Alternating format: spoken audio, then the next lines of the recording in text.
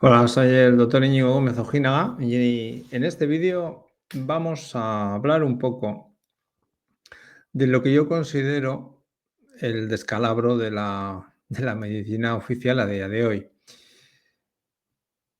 ¿Por qué digo esto? Porque esto que nos venden de que la medicina científicamente demostrada o la medicina oficial que se nos vende con los protocolos, con los diagnósticos y los protocolos. Todo esto, digamos, algo no cuadra, porque jamás hemos tenido tanta gente enferma crónica en la historia de la humanidad. Jamás hemos visto un aumento de un montón de enfermedades en niños y en adolescentes como ahora. Hemos pasado de cuando yo acabé la carrera de que un paciente cada 4 o 5 desarrollaba una patología oncológica a que ahora mismo aproximadamente uno de cada 2 hombres y una de cada 3 mujeres la vaya a desarrollar, según las estadísticas oficiales. Entonces, aquí algo no cuadra. Si la medicina que se nos el enfoque, mejor dicho, el enfoque médico, el enfoque oficial que se nos vende, de cómo, interpretar la enfermedad del ser humano, cómo abordarla, cómo interpretarla y qué tipo de tratamientos aplicar son los más punteros con un desarrollo tecnológico brutal que se ha visto en estos últimos años y una capacidad de diagnóstico y de tecnológica mucho más avanzada, ¿cómo es posible que el ser humano esté cada vez peor? Entonces habría que empezar a mirar un poco hacia atrás con retrospectiva para poder entender qué es lo que ha cambiado en la medicina, por lo menos en el enfoque medicino, cómo se ve la medicina, cómo se veía antes, cómo se aplicaba antes y qué es lo que claramente ha cambiado. Aquí voy a hablar claramente de mi experiencia en los últimos 32 años como médico, lo que yo he visto en la carrera de medicina, cosas que he vivido directamente y algunas que al investigar retrospectivamente te das cuenta cómo han ido evolucionando. De entrada, voy a empezar por lo segundo. Esta medicina, este enfoque en el cual yo lo llamo reduccionista, de ver al ser humano como una estructura biológica y bioquímica solo, solamente tiene aproximadamente 120 años. Si bien esto ha sido una evolución progresiva, sí que a finales del siglo XIX, sobre todo primeros del siglo XX, hay un corte claro en cómo se enfoca la medicina y cómo se enseñan las facultades de medicina. Hay que entender que a principios del siglo XX, sobre todo en Occidente, se empieza a dar una formación en las facultades de medicina que solamente se tiene en cuenta lo biológico y lo bioquímico, y a partir de 1915-20, sobre todo, digamos, se propugna que los únicos tratamientos eficaces demostrados científicamente, químicos y quirúrgicos, son los que se van a aplicar a partir de entonces en la medicina. Bien, hasta entonces la medicina tenía un concepto más holístico del ser humano. Hasta el siglo XIX al ser humano se le veía de una manera mucho más amplia. Incluso dentro de la medicina se aplicaban ciertos tratamientos que a partir del siglo XX se denostan, se ridiculizan, digamos, se meten debajo de la alfombra por ser suaves. Y toda esta dinámica está favorecida por unos intereses muy concretos, con mucho dinero detrás, con mucho poder detrás, y que poco a poco la medicina pasa de ser un arte, una medicina artesanal, a ser una medicina científico-industrial, en el cual se vende que los estudios científicos demuestran que, y como los estudios científicos demuestran que, los tratamientos que se proponen son los más adecuados para los diagnósticos de las enfermedades que se dan. Pero claro, cuando tú abordas al ser humano, ahora hablo desde el punto de vista de atención primaria, de especialidades, al ser humano hasta hace un siglo no se le veía así, se le veía de otra manera. Y si bien el eco de cómo se trabajaba con el ser humano, el eco de tantos siglos anteriores, que la medicina era mucho más holística, todavía nos llegó hasta el siglo XX, No fue hasta la segunda mitad del siglo XX en que esto se ha visto claramente cómo ha ido dejando un pozo de destrucción de la relación médico-paciente. Ha sido algo progresivo, pero a mi modo de ver, bastante interesante. Todavía los que tenéis mi edad o sois mayores, recordáis que antes existía el médico de pueblo toda la vida, que conocía muy bien a casi todas las familias del pueblo, sabía de sus vidas, sabía de las cosas que les ocurrían y lo tenía en cuenta a la hora de aplicar cualquier tratamiento, de hacer cualquier cosa. Evidentemente, sabemos y recordamos que el médico se pasaba un buen tiempo hablando con el paciente, había una interacción, no hay que saber mucho de metafísica y energética, pero el médico sabía que había una interacción. En esa interacción con el paciente ocurren cosas, hay un intercambio de información a un nivel sutil. Pero sabía que si el paciente hablaba de sus historias, de sus problemáticas familiares, laborales, sociales, había un cambio, había un mejor pronóstico, independientemente después de cómo enfocara el tratamiento del médico. Todo esto se va perdiendo. El médico de cabecera, antiguamente de atención primaria, ya no es el mismo, que te lo cambian continuamente, ya no tienes uno toda la vida, ya no se habla con el paciente, se masifica la atención sanitaria, a la gente se le estimula que vaya al médico para todo porque se desempodera a la gente, allí donde nuestros abuelos se arreglaban con las plantas del entorno y 4 cosas más y solo iban al médico cuando realmente se sentían que había algo grave, ahora no, se ha estimulado que la gente vaya al médico para todo porque se ha metido y se ha inoculado el miedo a morir y el miedo a todo de una manera exacerbada y la gente se acojona enseguida y va al médico corriendo ante cualquier cosa. Cosa que nuestros abuelos, padres y sobre todo abuelos, pues no, era otra manera de ver la vida. Bien, ¿qué más ha ido ocurriendo? Llega un momento en el que no solamente el médico ya no tiene tiempo para atender al paciente, sino que además, sobre todo hacia los años 80, se judicializa la medicina. En mi opinión personal, los mismos que favorecen esa judicialización son los que al final acaban convenciendo a los médicos de que los protocolos son la salvaguarda para no acabar delante del juez ante cualquier demanda que se les pueda poner. Y ahí es donde el médico, sin darse cuenta, acaba de destruir la relación médico-paciente porque primero empieza a hacer una medicina defensiva. Ya no está pensando en el mejor beneficio del paciente muchas veces, aunque lo haga a nivel inconsciente, aunque no sea ese su propósito inicial, pero inconscientemente está la defensiva. Está que a mí no me demanden. Y está, si esto es así, yo me ciño al protocolo y punto. La protocolización de todo llega a un extremo en el cual si tú te basas al final del protocolo intentando ayudar al paciente porque piensas dentro de tu autonomía como médico que a lo mejor este paciente se puede beneficiar de algo que no es estrictamente lo que viene en el protocolo, sabes que te la juegas a que te puedan denunciar. No solamente los pacientes, sino el propio, digamos, el propio hospital, el propio servicio sanitario para el que trabajas, si se entera que tú te has salido del protocolo. Entonces vemos como al médico se le ha dado un gran prestigio social, un gran poder, una firma y un número de colegiado como médico en cualquier informe, en cualquier informe pericial, en cualquier informe médico tiene mucho peso, sobre todo a nivel judicial, pero a la vez se le ha recortado muchísimo su capacidad de actuación, su libertad a la hora de decidir cómo trabajo con un paciente. Siendo el médico adoctrinado desde hace más de 100 años desde una manera de ver al ser humano solamente como una estructura biológica y bioquímica, y que lo único que, digamos, es ley y es norma y es dogma son lo que se nos vende como estudios científicamente demostrados, pues nos dejamos de pensar. Dejamos de ver al ser humano como lo que es un ser vivo que tiene un mundo mental, que tiene un mundo emocional, que tiene un mundo biológico y que además tiene un mundo espiritual. ¿Te lo creas o no? Evidentemente es mucho más que el cuerpo físico, aunque luego tú puedas tener las ideas que quieras sobre la vida. Y eso de más que es del cuerpo, además de un cuerpo físico, se tenía en cuenta por lo menos hasta la primera mitad del siglo XX. Y eso es lo que se ha perdido.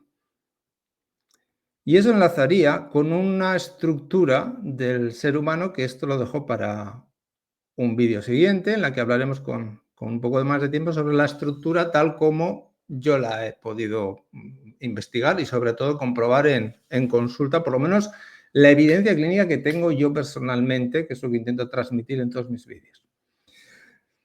Entonces, ¿qué ha ocurrido? Pues hemos pasado de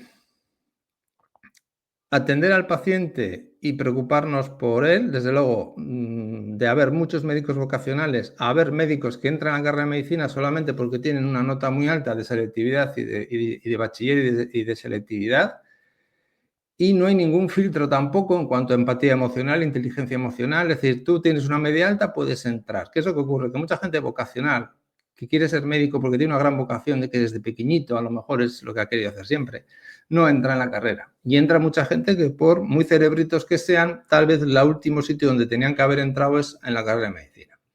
Y eso yo he podido comprobarlo durante muchos años y lo puedo constatar porque no estoy hablando por hablar, es una cosa que yo he visto durante todos estos años en mi vida, en mi carrera profesional. He conocido muchos médicos vocacionales, he conocido gente tremendamente válida, gente tremendamente vocacional, y he visto gente pues, que no debería haber hecho la carrera de medicina. Y menos cuando últimamente, sobre todo, las cosas se están desquiciando ya de tal manera que los pacientes te vienen contando que el médico se ha enfadado con ellos, les ha chillado, les ha gritado, les ha insultado, todavía no, pero bueno, está claro que el colectivo médico también, bueno, pues hay gente que ha recibido agresiones, que ha habido todo, porque, bueno, todo se está saliendo de madre. Pero tú como médico, cuando a mí se me dice que un médico le ha echado la bronca a un paciente, cuando a mí en la carrera de medicina hace 32 años me dijeron que el médico propone y el paciente dispone, porque al fin y al cabo el paciente está en su experiencia y hay que respetar la experiencia del paciente. Y tú vas a proponer cosas en base a tu experiencia, pero tú no estás en la experiencia del paciente. Tú tienes experiencia de haber visto pacientes, haberlos tratado como te han enseñado o como tú vas descubriendo que a ti te funciona. Y eso es lo que le vas a proponer al paciente. Pero el paciente tiene que ser libre de decidir. Y tú como médico tienes que apoyar siempre lo que él acabe decidiendo. Aunque decida hacer algo contrario a lo que tú le has propuesto, le deseas lo mejor y que aunque vaya a hacer lo contrario a lo que tú le has propuesto, aquí estoy para lo que necesites, para lo que yo te pueda seguir ayudando. Esa es la actitud que debería tener un médico vocacional. Y esto se está perdiendo, como muchas cosas. Yo ahora sí puedo hablar de lo que yo he vivido desde primeros de los años 90, que yo acabo la carrera de medicina en el año 93, hasta el día de hoy. Y lo he dicho en muchos vídeos y no me pienso cansar de repetirlo. Si yo a mis profesores de medicina interna en la carrera de medicina les hubiera propuesto atender por teléfono a los pacientes, me hubieran echado la carrera a patadas. Y cualquier médico que esté viendo esto, cualquier compañero que sea de mi edad, que me diga lo contrario.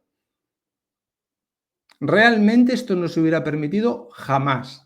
Es una cosa que el sistema lo ha propuesto en esta continua destrucción de la relación médico-paciente, pero es una cosa que ha sido aceptada por los médicos. Ya llegamos a unos tiempos en los cuales tú decides qué hacer.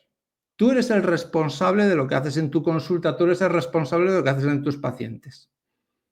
Luego a ti te acusan de no sé qué historias y resulta que el atender por teléfono a un paciente, incluso poner un tratamiento o cambiar un tratamiento, cualquier cosa, o sea, eso no tiene ni nombre. Y más cosas. A mí en la carrera de medicina todavía había gente que te decía, profesores, al hacer la historia clínica a un paciente, había 3 preguntas de inicio que se deberían de hacer a un paciente. ¿Qué le ocurre a usted?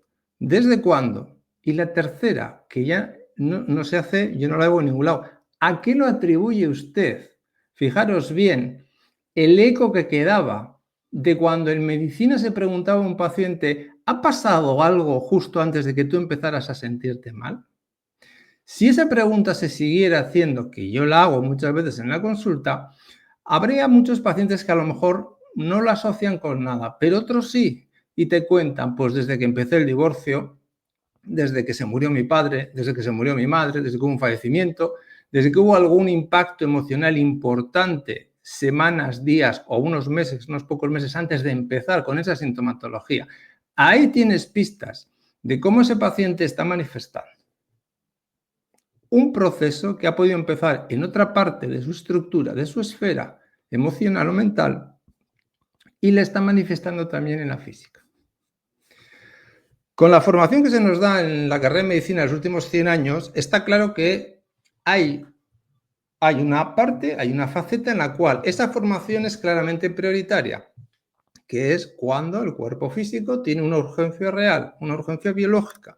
Tienes una hemorragia, te has caído por las escaleras, te has roto el brazo y la pierna, tienes una fractura abierta, tienes una parada cardiopulmonar, tienes un shock, el cuerpo físico necesita una atención urgente y directa para estabilizarlo, ahí es donde mejor y más éxitos puedes tener con la medicina que te enseña en la carrera de medicina. Pero si sacamos a la urgencia biológica de esta ecuación, cuando un paciente acude con unos síntomas físicos, psicológicos o ambos, si no tenemos en cuenta lo que se hacía antes en medicina, si no recuperamos eso, incluso tendremos que irnos más atrás para ver cómo se veía el ser humano y además cómo se podía ayudar al ser humano a reestructurar todas las capas, todas las partes de su ser, como que él mismo, que tiene ese potencial, cada uno de nosotros tiene el potencial de rearmonización y de autosanación, cómo ayudarle a poner en marcha ese proceso. Los médicos muy veteranos saben que el proceso es del paciente. La sanación comienza de dentro hacia afuera. Hay un impulso interno en el ser humano hacia la autosanación y hacia la autoequilibración. El problema es que hemos creado tantos esquemas mentales alrededor, tantos diagnósticos y tantas cosas basadas solamente en la expresión biológica de los problemas, que hemos encarcelado al paciente en unos barrotes mentales en el cual si yo te doy un diagnóstico te lo tienes que creer, el paciente se lo cree porque le han educado que se lo tiene que creer, tú le estás diciendo algo que con muy buena intención le dices, estás haciendo que esa celda se construya y le privas de poner en marcha potenciales que él tendría si no recibe esa información tan dogmatizada que está recibiendo por parte de médicos que no se dan cuenta de lo que están haciendo, porque tampoco te enseñan en la carrera de medicina a controlar cómo das la información a un paciente, cómo se lo explicas y el impacto que puede tener a un nivel psicológico, no solo psicológico, sino a un nivel mental profundo. Porque hemos olvidado que el cuerpo mental al final controla el cuerpo físico, porque es una estructura del ser humano que es más útil, aunque esto hablaremos en otro vídeo. Llegados hasta aquí, vemos el descalabro progresivo, la falta de resultados, salvo en las urgencias y en ciertas cirugías, y cómo el ser humano cada vez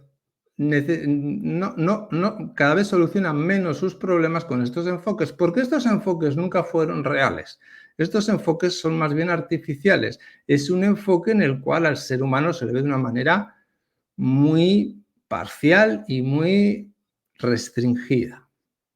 El método científico en el cual se basa todo esto, cuando tú lo estudias pormenorizadamente, te das cuenta que se saca una parte muy importante del método científico, que es el que no se quiere estudiar. Sin embargo, el sistema se contradice a sí mismo, porque dice que con la física cuántica te dice, no, cuando tú colocas un observador puedes modificar el experimento. Bien, pues entonces cuando hacemos un estudio científico, vamos a ver cómo la parte subjetiva del que está realizando el experimento puede alterar la objetividad del proceso del experimento que se está llevando a cabo. Porque si cada uno de nosotros tiene un nivel de conciencia distinto, el experimento puede ser influenciado de una manera o de otra inconscientemente. Pero eso se saca del estudio. Eso te dicen que no sirve para nada, que no tiene importancia. Y al igual que en los últimos siglos, desde hace ya unos cuantos, las religiones no te favorecen o no te estimulan al misticismo, al que tú tengas una experiencia interior real de lo que se te está diciendo a un nivel conceptual mental. En la ciencia se te vende que te lo tienes que creer también a un nivel conceptual mental, porque hay unos estudios, que hay unos expertos que los han hecho y tú tienes que creértelos y no discutirlos, no reproducirlos y no tener en cuenta que esa posible alteración subjetiva se puede dar. Todo esto viene desde hace mucho tiempo. Ya me habéis oído, los que me conocéis, sabéis que de esto hemos hablado en muchos vídeos anteriores y no me cansaré de repetirlo porque entramos ahora en una fase muy crítica, una fase muy potente en la cual tenemos que decantarnos claramente hacia dos paradigmas. O realmente nos quedamos en un paradigma sesgado en el cual el ser humano es solamente una estructura material y que no tiene nada más, o bien realmente recuperamos una estructura más amplia del ser humano, una estructura energética espiritual, con un coche que pilotamos que tiene varias partes y creo que es interesante que todas funcionen bien y alineadas.